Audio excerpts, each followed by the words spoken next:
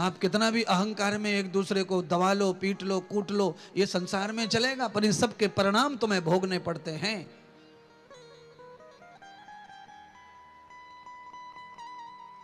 मेरा खान पान अगर अच्छा नहीं है तो मेरे जीवन का अस्तित्व क्या है? मैं क्यों मनुष्य हूं फिर? अगर मेरा खाना ही जानवर का है तो मनुष्य होकर मुझे लाभ क्या मिलेगा?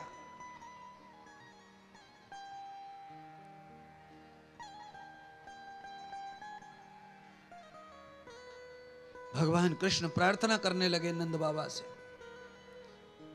हे बाबा, मेरी ब्रज की लीलाएं पूरी हो गई हैं और मेरी उम्र बढ़ती जा रही है। मैं चाहता हूं कि अब मुझे ऐसे महात्मा संत की चरणों में दे दो जिससे मेरा जीवन धन्य हो जाए। 11 साल की उम्र में भगवान ने स्वयं अपने माता पिता को बाध्य कर दिया गुरु बनाने के लिए। आज रथ में बिठाकर नंद बाबा अपने दोनों बालकों को ब्रज से ले गए क्षिप्रा नदी के तट पर। विक्रमादित्य की नगरी, महाकाल महादेव की नगरी, पवित्र ब्राह्मण नगरी, ज्ञान की नगरी उज्जैन में लेके चले गए, अवंतिका में लेके चले गए और वहां पर तेजस्वी ब्रह्म ऋषि सांदीपनी महाराज के चरणों में ले जाकर के दोनों बालकों को यज्ञोपवीत दीक्षा समारंभ मंत्र दिलवाया और विद्या अध्ययन के लिए वहीं छोड़ के चले गए।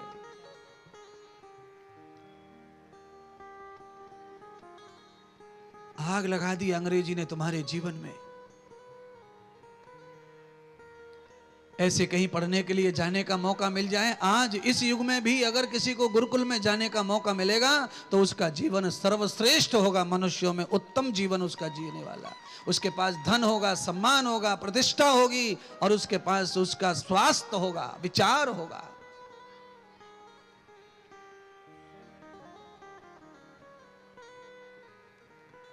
केवल पैसा कमा लीजिए, नौकरी कर लीजिए, आप अंग्रेजी बोल करके यहां वहां हवाई जहाजों में घूम लीजिए, ये सारे सुख तुम्हें मिलेंगे पर तुम्हारे पास कुछ रह नहीं जाएगा।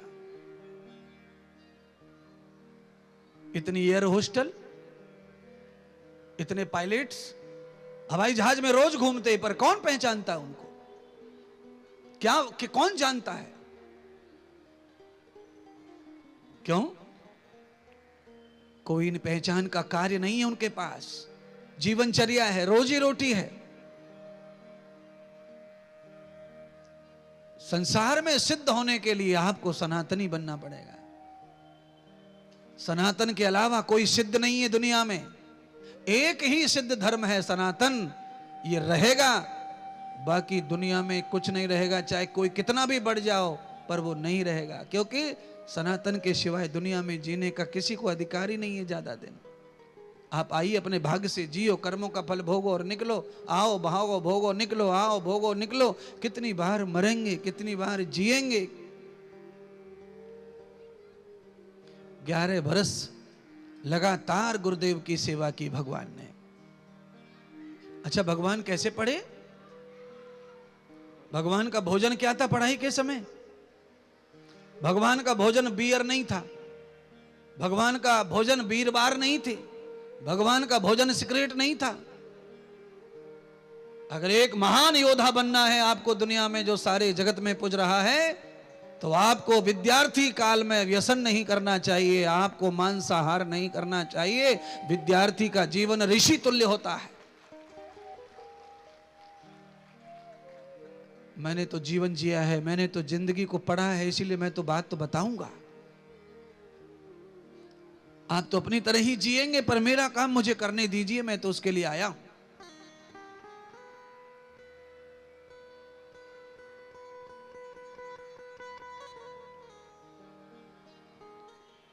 महात्मा को अपना काम करना ही चाहिए। गाली पड़े, दुख आए, टेंशन आए, तकलीफें हो, पर महात्मा को मृत्यु पर्यंत केवल और केवल धर्म का ही काम करना चाहिए, अपने धर्म का पालन करना चाहिए। संसार है, किसको छोड़ा है किसी ने? किसको तकलीफ नहीं दी है? संसार है, यहां तो सबको तकलीफ है। जगत को बनाने वाले को तकलीफ है यहां। वो तो अच्छा है कि वो मूर्ति में है, साक्षात में आ जाए तो हाल देख रहे हो ना। साक्षात में आए तो उनकी लीला में क्या क्या हो रहा है उनके साथ। मामा ही पीछे पड़ गया, बुआ के लड़के पीछे पड़ गए। बुआ का लड़का मामा स्वयं मामा, माँ का भाई पीछे पड़ गया, नहीं छोड़ूंगा नहीं छोड़ूंगा नहीं छोड़ूंगा। और बुआ के लड़के क्या कहते हैं? बुआ के लड़के कहते हैं ये चोर है, ये अच्छा नहीं है, ये अच्छा नहीं है। और ये केवल भगवान के साथ नहीं है, भगवान ये लीला इसीलिए कर रहे हैं कि हे मानव, मैं ब्रह्म हूं, मुझे कोई फर्क नहीं पड़ता मामा का और बुआ का, पर हर मानव के साथ में ये बीमारी लगी हुई है।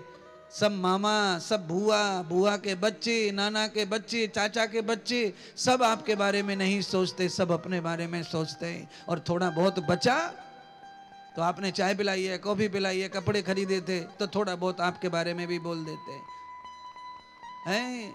राम राम फूफा।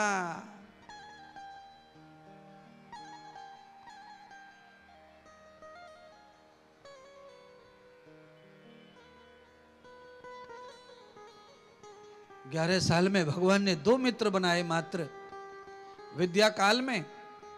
और कैसे मित्र हैं? परम पवित्र, परम भक्त सुदामा, परम ज्ञानी, महावैज्ञानी उद्धव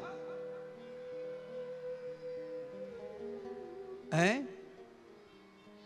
कॉलेज में न पैसे खर्च करने वाला मिल जाए कोई, फिर देखो उसके पीछे दोस्तों की लाइन, नर चाहिए मादा चाहिए, जो चॉइस कर ले, लाइन लगी रहती है।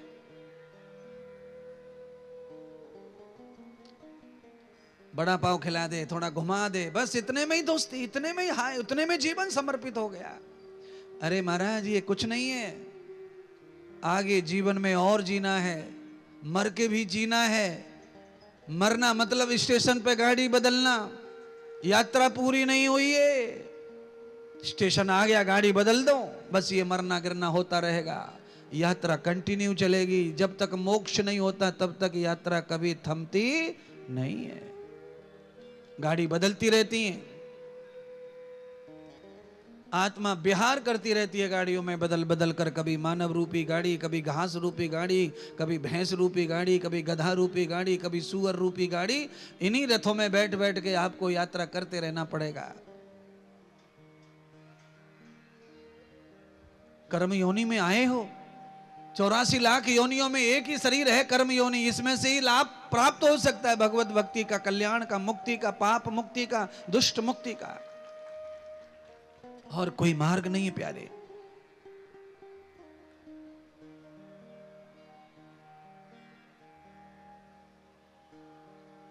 इसलिए एक पंक्ति मेरे पास में याद आई है, गुनगुनाता हूं उसे। आप सबको जाते जाते संदेश दे रहे हैं, आगे कब आएंगे नहीं पता आपसे बातचीत करने के लिए, पर अब मौका मिला है तो थोड़ा सा टाइम बचा है अपने पास, 10-20 मिनट, उसमें आपको जितना हो सकता है उतना अच्छा। ये अंतिम संदेश के रूप में ये भजन है, इसको आप स्वीकार कीजिए। कि जाएगा जब यहां से कुछ भी न साथ होगा,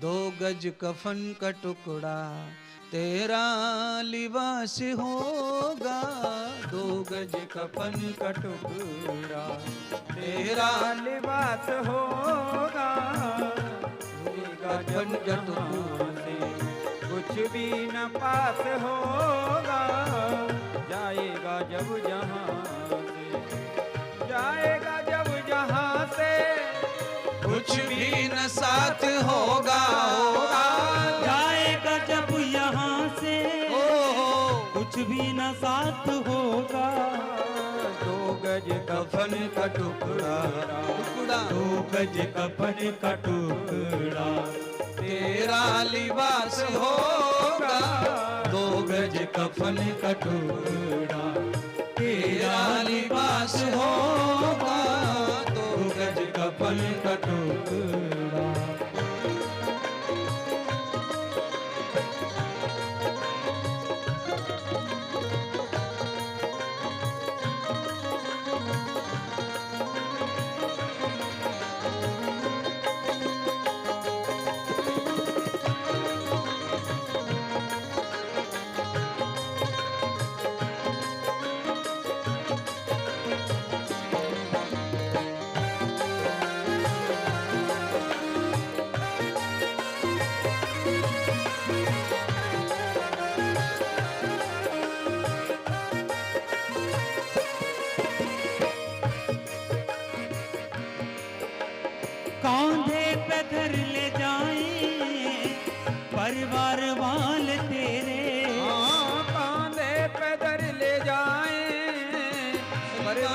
वाले पे यमदूत ले पकड़ कर बोलेंगे घेरे घेरे, यमदूत ले पकड़ कर डोलेंगे घेरे घेरे, पीटेगा छाती अपनी, पीटेगा छाती अपनी, कुनबा निराश होगा, पीटेगा छाती अपनी, कुनबा निराश होगा।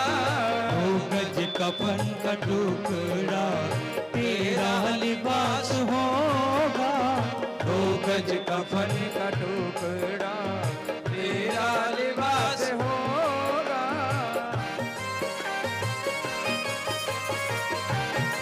मीठी मीठी तालियों से सेवा करते हुए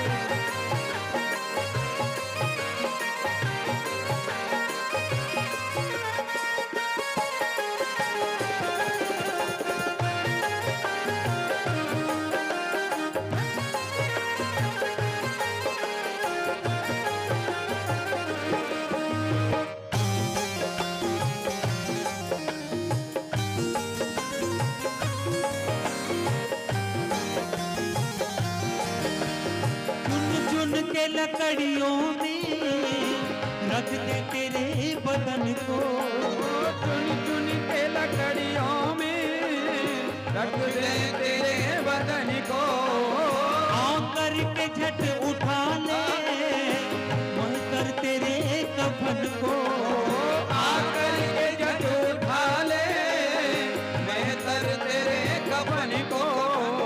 दे देगा ताक तुझमें, दे देगा आग तुझे में, बेटा जो खास होगा, दे देगा आग तुझे में, बेटा जो खास होगा। जाएगा जब यहाँ से कुछ भी न साथ होगा, जाएगा जब यहाँ से कुछ भी न साथ होगा। दो गज कफन का टुकड़ा, दो गज कफन का टुकड़ा तेरा लिबास होगा, दो गज कफन का टुकड़ा तेरा लिबास होगा। दो गज कफन का टुकड़ा तेरा लिबास होगा, दो गज कफन का टुकड़ा तेरा लिबास होगा। तेरा लिबास होगा, तेरा लिबास होगा। तेरा लिबास होगा, तेरा लिबास होगा।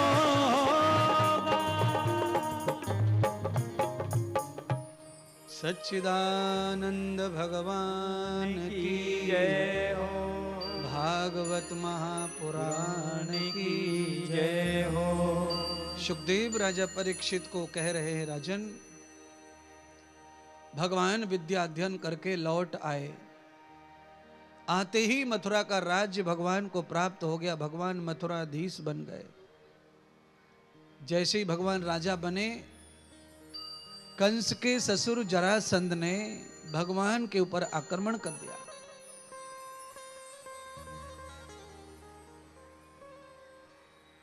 जरासंध मृत्यु को प्राप्त नहीं हो सकता था, जरासंध को मरण नहीं था भगवान के हाथों से, क्योंकि जरासंध का जन्म हुआ, उसे ये वरदान प्राप्त हुआ। जरासंध का जन्म 2 टुकड़ों में हुआ था, 2 टुकड़ों में।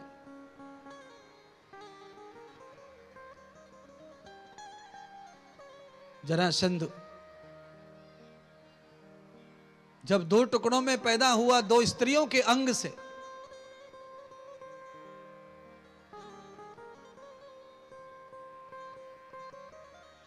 तो जरा नाम की स्त्री ने जंगल में टुकड़ों को पड़े देखा, खाने के लिए उठाया, और दोनों टुकड़े जब उठा लिए तो दोनों टुकड़े टच होते ही जुड़ गए और वो बालक प्रकट हो गया। इसलिए उसको मरण नहीं था। और दूसरा, उसके अंदर एक बहुत बड़ी खूबी थी, और वो खूबी थी दान करने की, यज्ञ करके। ब्राह्मण के लिए वो कुछ भी करता था। ब्राह्मण को सम्मान, प्रतिष्ठा, भोजन, दान। भगवान समझ गए कि कंस का राज्य है ये, और इस राज्य में कभी शांति हमें नहीं मिलेगी, क्योंकि जिस तरह से धन इकट्ठा किया गया लोगों को दुखी करके, ये धन सोने नहीं देगा, हमें खाने नहीं देगा।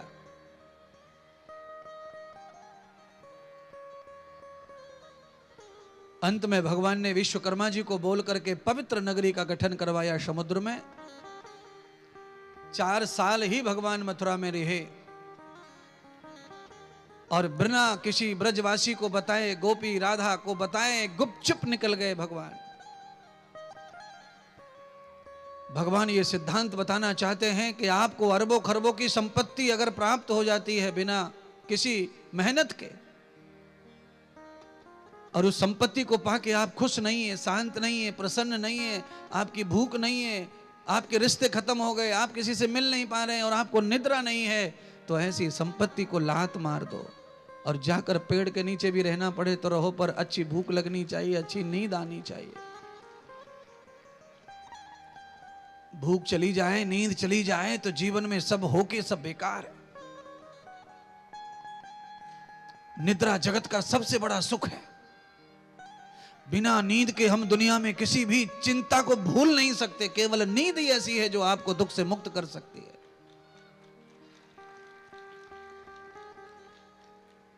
नींद संयम में चाहिए। परमात्मा द्वारका पहुंचे, वहां के सौराष्ट्र लोगों को पता चला कि स्वयं भगवान पधारे हैं। उन्होंने अपना सर्वस्व, तन मन धन सब भगवान को समर्पित कर दिया और परमात्मा को राजा बना दिया अपने राज्य का। बोलिए द्वारका नाथ भगवान की जय हो। जैसे ही परमात्मा द्वारका के नाथ बने और अपने संसार का, अपने महल का स्वयं निर्माण करवाया, अपनी मेहनत, अपने पुरुषार्थ से जो महल बनवाया, महल ऐसा नहीं था, महल ऐसा था जिसमें 1-2 लाख लोग आ जाएं। एक गांव बसाया था भगवान ने, द्वारकापुरी। पुरी शब्द का अर्थ होता है महानगर।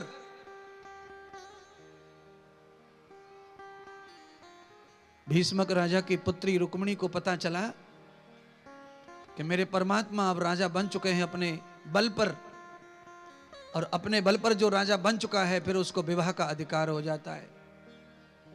रुक्मिणी जी ने पत्र लिख दिया, स्वामी मेरे प्राण बचा लो, नहीं तो मेरा भाई मेरा विवाह शिशुपाल के साथ कर रहा है, मैं तो मर जाऊंगी पर राक्षस से विवाह नहीं करूंगी।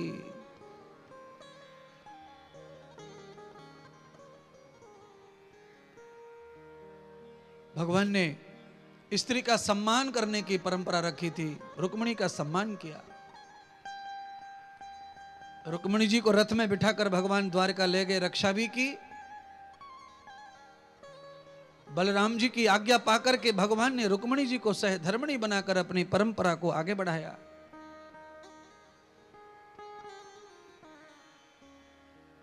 ग्यारह बरस माता रुक्मिणी ने भगवान को बिना स्पर्श किए विवाह के बाद द्वारका के महल समुद्र के तट पर बैठ करके ध्यान किया परमात्मा का।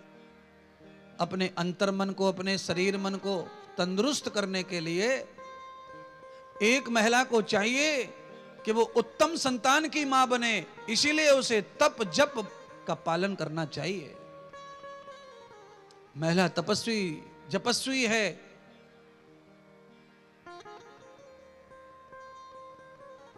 विलासता का अभाव है, तो महिला अच्छे से अच्छे पुत्र को, पुत्री को जन्म दे सकती है।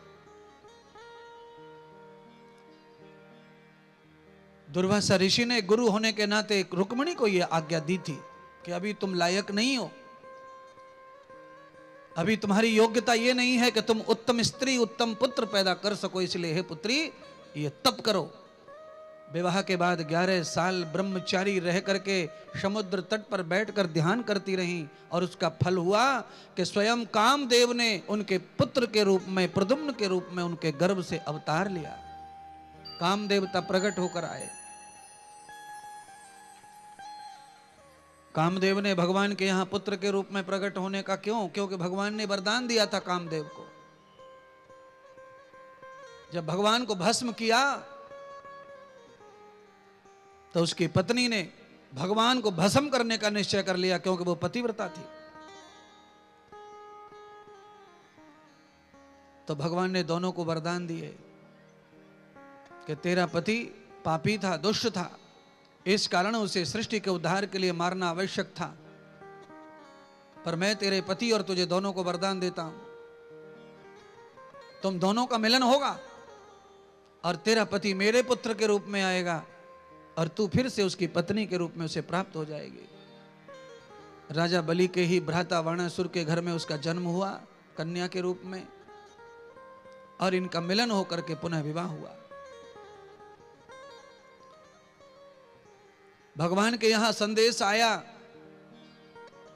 कि भामासुर नाम का राक्षस 16,100 से भी ज्यादा स्त्रियों को अपनी जेल में कैद कर लिया है और उनका शोषण कर रहा है। भगवान ने अपने पुत्र को कहा, जाओ तुम्हारी इस समय परीक्षा है, अगर तुमने भारतीय नारी की रक्षा की तो इस राजगद्दी पर बैठने का अधिकार तुम्हारा हो जाएगा। भगवान ने कामदेव को भेजा, अर्थात अपने पुत्र प्रद्युम्न को भेजा, और भामासुर के साथ में महायुद्ध हुआ। भामासुर का वध कर दिया भगवान के पुत्र ने। 16,100 स्त्रियां आजाद होकर भगवान की द्वारका पहुंची,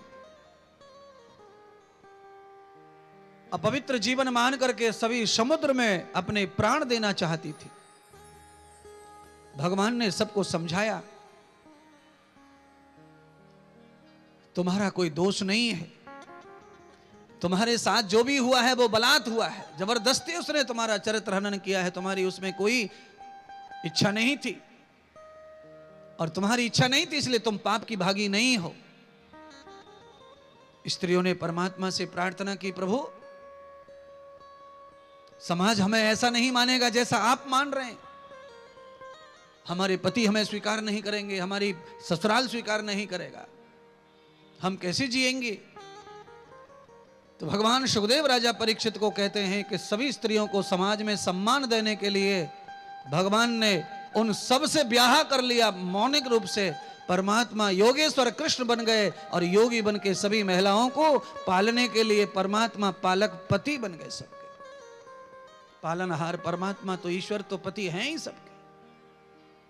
सत्यभामा, लक्ष्मणा, कालिंदी, जामवंती, ये महिलाएं हजारों वर्षों से तप कर रही थीं परमात्मा को पति के रूप में पाने के लिए। आज उनकी तपस्या का दिन संपन्न हुआ। भगवान ने सत्यभामा को, उसके पिता ने कन्यादान किया तो भगवान ने उसका सुरक्षा की। जामवंती के पिता त्रेता युग से द्वापर तक कब तक साधना करते करते पुत्री को लेकर आए। परमात्मा ने जामवंती को भी पत्नी का दर्जा दिया। कालिंदी, लक्ष्मणा, भद्रा, ये सब परमात्मा की पटरानी बनकर के संसार में आई। भगवान ने सबको महल दे दिए भजन करने के लिए। वानप्रस्थ का जीवन जी रहे हैं ये सब लोग। कोई पापी ये सोचे कि इतनी सारी शादियां, इतनी सारी महिलाओं के साथ रहकर तो भगवान योगी हो गए थे, तब ये सब लीला हो रही है। वानप्रस्थ में चली गई सारी महिलाएं। वानप्रस्थ में हम पति के साथ रहे तो खूब सकते,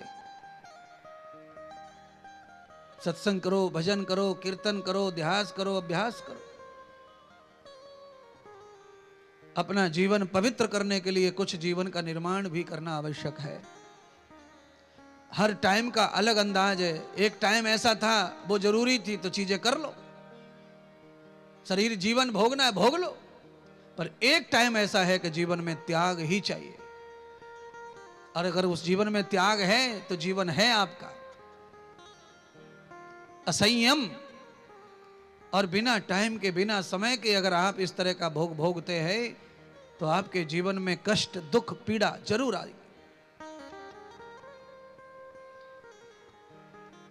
योगेश्वर भगवान श्री कृष्ण बैठे ही सिंहासन पर, नारद जी पहुंच गए।